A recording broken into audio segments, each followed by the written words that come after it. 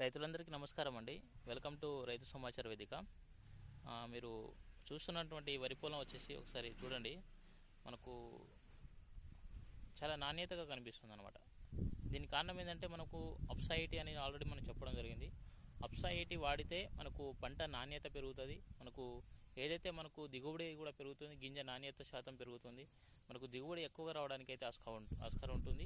అదేవిధంగా మనకు అప్సైటీ వాడితే ఏంటంటే మనకు భూమిలో ఉన్నటువంటి కర్బన ఎరువులు ఏదైతే ఉందో అవి పూర్తిగా మొక్క వినియోగించే విధంగా అయితే మనకు అప్సైటీ తోడ్పడుతుంది. అదేవిధంగా మనకు పిలక శాతం అధికంగా రావడానికి చాలా లక్షణంగా పనిచేస్తుంది.